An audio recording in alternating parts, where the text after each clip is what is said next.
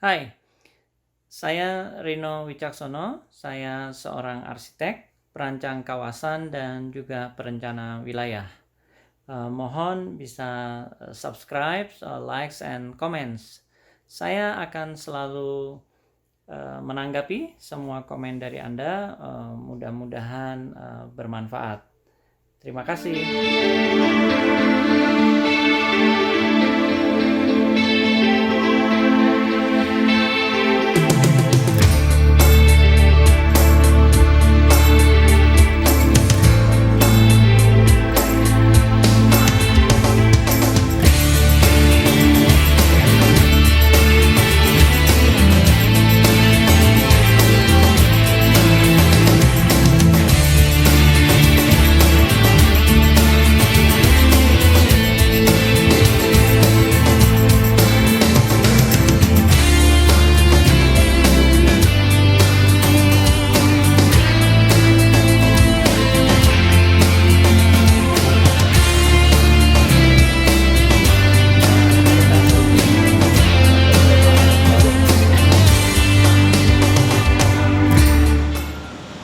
Sehingga Kota Kalbaga yang menjadi kota wisata khusus bagi Kota Injil ini kita bisa tetap berpegang.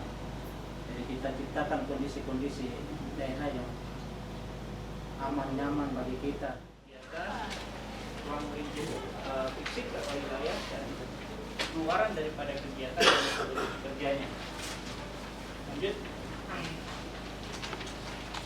Mengenai latar belakang, Saudara Injil di Pegunungan Tengah Papua atau sebagai kota Injil. Apa yang menjadi sasaran di sini nanti akan menjadi produk akhir daripada kajian kita. Kemudian yang I adalah teridentifikasinya kebutuhan ruang, bangunan, dan infrastruktur untuk menunjang wisata rohani di lingkungan situs Gidi. J. Tersusunnya konsep dan arahan arsitektur dan infrastruktur untuk menunjang wisata rohani di lingkungan situs Gidi khususnya. K. Tersusunnya gambar rencana untuk kantor Gidi yang di dalamnya juga mengakomodasi untuk kegiatan pemuda dan remaja, perempuan, dan mama-mama. L. Teridentifikasinya dan terumuskannya kebutuhan jenis dan luasan fasum dan fasos untuk mendukung pengembangan Kalbaga sebagai kota wisata. M. Teridentifikasinya dan terumuskannya kebutuhan jenis fasum dan fasos beserta luasannya untuk mendukung pengembangan Kalbaga sebagai kota Injil. N. Tersusunnya ketetapan arah pembangunan situs Gidi. O. Tersedianya persyaratan rencana kota serta tata bangunan dan lingkungan situs dan tapak Gidi. P. Tersusunnya arahan perbaikan kualitas lingkungan dan ruang publik untuk peningkatan kualitas hidup masyarakat. Tinggal dalam kelompok-kelompok kecil dalam gambaran itu ada 3 yang dominan, ada pemilihan atau penguasaan tanah, ada pergaulan sosial dan perkawinan, dan hukum adat khususnya untuk sengketa-sengketa sosial. Terus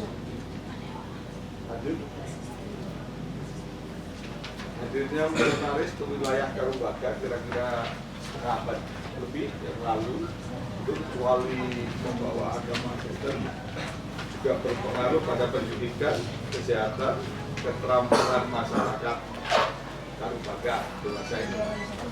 Jadi mempengaruhi dalam peradaban di daerah ini.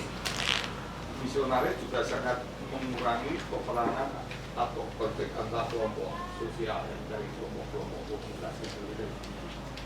Terus ada unsur lain selain unsur misionaris adalah penduduk dari luar daerah, di samping mempengaruhi bidang pemerintahan juga mengembangkan perdagangan di Kalbaga. Perdagangan ini tidak bisa. Terima kasih Pak Aryo, Bapak Ibu sekalian. Untuk selanjutnya kita masuk kepada kondisi epidemiologi, pendudukan, fasum dan fasos serta arsitektur. Saya mau minta tolong pada ahlinya untuk Pak Hendi adalah 312 km persegi dengan tingkat kepadatan penduduk 21 jiwa per kilometer persegi. Jadi masih cukup tidak padat ya. Untuk kelompok umur terbanyak ada di kelompok umur 15. Standarnya adalah tiap tingkatan desa harus ada masing-masing punya sarananya sendiri, punya gedung bangunannya. Baik Bapak Ibu sekalian, untuk selanjutnya ini adalah identifikasi bangunan existing sekitar kawasan. Kami sudah melakukan identifikasi, ada beberapa bangunan yang mempunyai dominasi bentuk, antara lain adalah bentuk Honai modern. Honai modern ini yang menurut pengamatan kita dan hasil dari wawancara dengan PU dan Dinas Sosial dari PU, ini adalah merupakan bantuan dari PU dan Dinas Sosial. Kemudian perkantoran bisa dilihat bentuk yang diadaptasi adalah bentuk persegi panjang dengan atap perisai dan pelana. Lanjut Pak. Kemudian sekolah. Listrik ini menurut informasi dari Dinas Perumahan Kabid Permukiman itu menjelaskan bahwa saat ini listrik yang ada di distrik Karubaga disuplai melalui 5 PLTD, 3 diantaranya rusak, 1 sudah tidak mampu untuk membangkitkan atau memenuhi kebutuhan listrik di Karubaga, 1 saja yang masih saat ini melayani kebutuhan listrik di distrik Karubaga.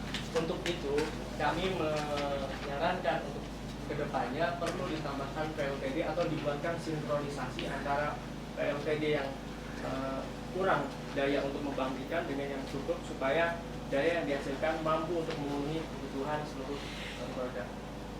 Ini adalah gambar jaringan listrik kawasan perkotaan Karubaga. Nah, ini posisi-posisi gardunya. Ada PLTD 2 dan 1 gardu distribusi. PLTA juga ada. Lanjut saja Pak. Oke, untuk kebutuhan air bersih di kawasan perkotaan Karubaga, pemenuhan kebutuhan air bersih bersumber dari air tanah. Kebutuhan akan air minum di kawasan perkotaan Karubaga sebagian besar diperoleh dari pemanfaatan sumber. Kemudian kegiatan pasca dengan setiap tanggal 30 Maret di gereja-gereja.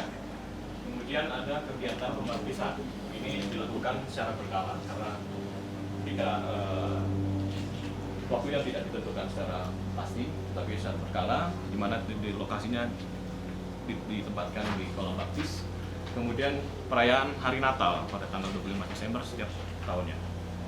Nah, dari sini kami juga mengusulkan adanya kalender event GIDI khususnya di kota Karubaga. Hanya saya masukkan di sini ada halaman 17.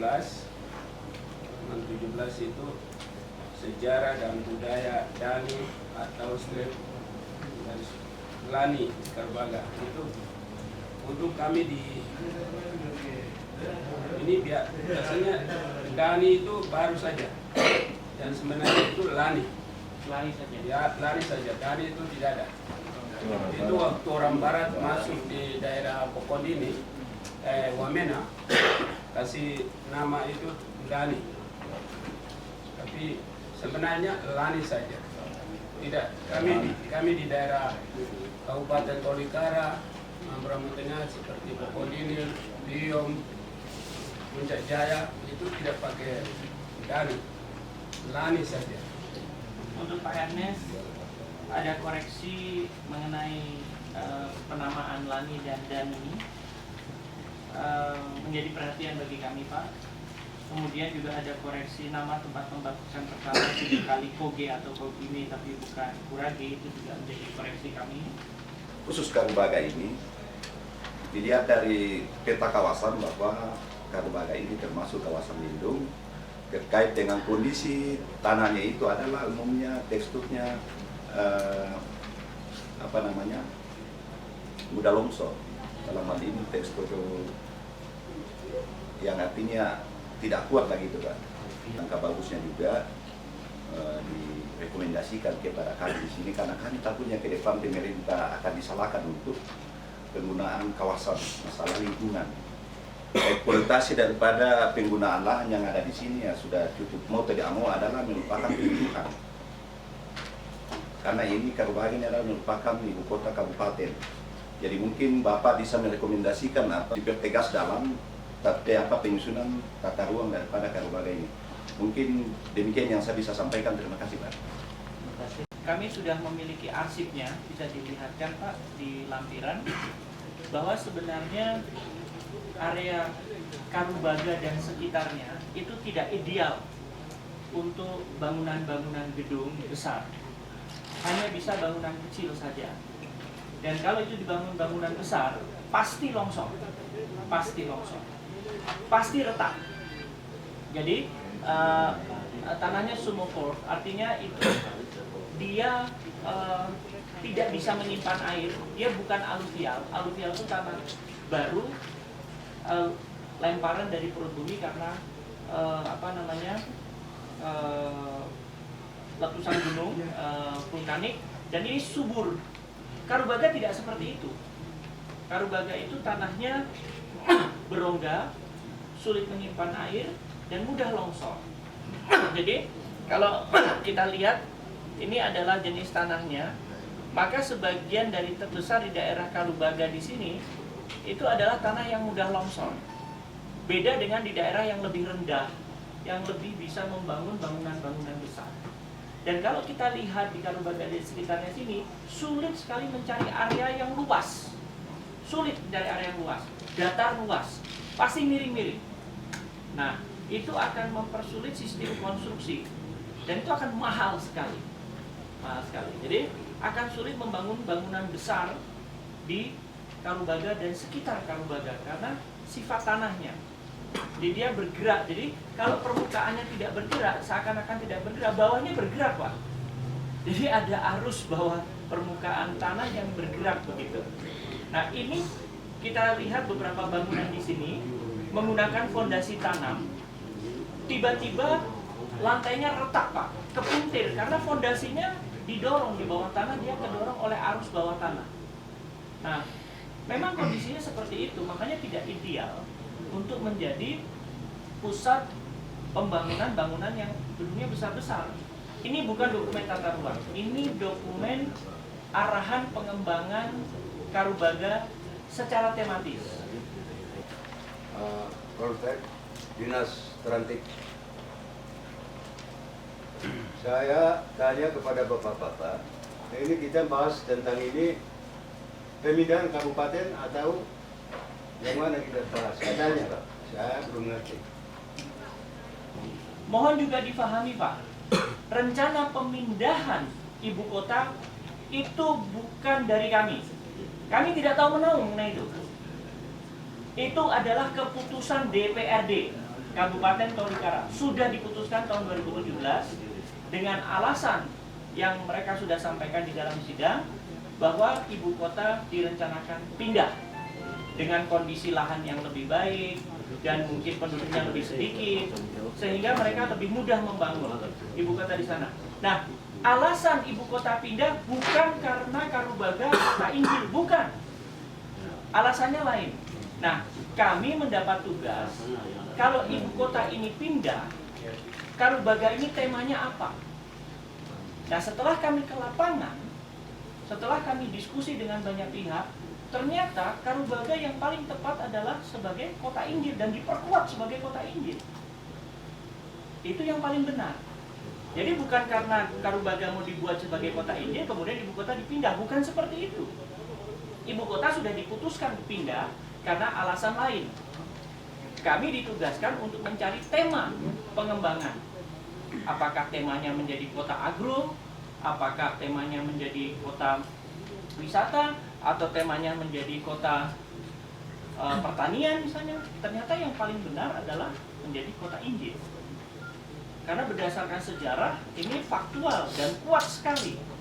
Tetapi kalau hanya sebagai kota Injil dan tidak ada kegiatan ekonomi yang signifikan, lama-lama kota ini juga akan bangkrut, kota ini akan sepi. Nah, oleh karena itu kota ini juga harus memiliki kegiatan yang mendukung kegiatan perekonomian kota. Nah, kegiatan yang utama adalah kegiatan wisata rohani. Jadi, kota ini diperkuat sebagai kota Injil, situs-situs arkeologis, antropologis, dan sejarah dipertahankan. Kemudian deliniasi gereja itu dipertegas. Kemudian aturan-aturan di dalam deliniasi itu diterapkan, sehingga mempunyai tema yang spesifik, bersih, bebas tadi pinang, bebas rokok, kemudian tertib, sehingga kemudian ini memiliki karakteristik yang baik. Dan kemudian ini bisa menjadi pusat kegiatan Gidi tidak hanya se-Papua, tapi se-Indonesia bahkan sedunia, asalkan Karubaga siap dengan infrastrukturnya. Jadi saudara-saudara yang sudah bangun bukan sebenarnya layak tinggal di tanah di dalam ini, tapi gereja kami izinkan aset gereja itu bisa dipakai oleh pemerintah Kabupaten Tolikara. Tenaga kerja kabak semua diam di dalam rumah-rumah misi. Salah satunya ujung lapangan sebelah itu, teman-teman yang ada tinggal. Hampir semua family yang mereka tinggal. Salah satunya SD, SMP yang sebelah saya itu oleh gereja, itu tanah gereja. Kemudian semua yang ada itu hampir itu. Masyarakat pun ada di dalam. Di dalam juga. Jadi inti kota Karubaga harus ditegakkan. Tidak boleh ada di dalam Kampinang. Di dalam tidak boleh ada kios jual beli. Di dalam tidak boleh ada lain-lain. Atau tidak boleh. Itu dibersihkan mulai tahun 2019. Saya kasih tahu mulai hari ini. Jadi itu akan dipagari. Maka pemerintah berpikir untuk seluruh kantor bupatinya, semua instansinya harus tempat harus di mana. Mulai hari ini bicara. Mungkin sedikit untuk berubah. Mohon maaf di buku ini. Tim ini diperintahkan untuk mencari tema pengembangan, dan tema yang ditemukan adalah kota Injil dan kota wisata. Di samping wisata umum adalah wisata rohani khususnya. Nah, kemudian Karubaga juga harus mempunyai kalender events yang dikelola oleh Didi. Nah, kemudian kami juga target kami adalah menjelaskan deliniasi yang dimiliki oleh gereja. Oleh itu, karena itu Pak Ketua Wilayah, Pak Wakil, Pak Pengurus, kami mohon dibantu. Batasnya di mana? Kalau kemudian bisa, kami juga akan mohon diarahkan menemui kontak person yang ada di Jaslin yang di Jayapura. Karena mereka yang melakukan pengukuran, kami ikut saja. Kami ikut saja arahan mereka. Jadi kalau mereka bilang ini batasnya, kami ikut. Nah, kemudian kalau bapak-bapak minta dibangunkan tadi, kami sudah dapat informasi bahwa nanti ada aula, ada galeri, ada kantor wilayah yang mengakomodasi kegiatan remaja, pemuda, perempuan, dan mama-mama. Kemudian ada monumen-monumen baru yang ada dioramanya. Itu kami akan diskusikan dengan gereja, dengan Didi di mana letaknya. Tetapi situs yang lama itu akan dikonservasi menjadi monumen sejarah. Jadi benar itu kalau dulu itu tempat untuk kegiatan A, sekarang sudah jadi kios. Kios harus keluar. Pelan-pelan tapi kios harus pindah. Dan ini harus dikembalikan seperti situs dulunya. Gitu.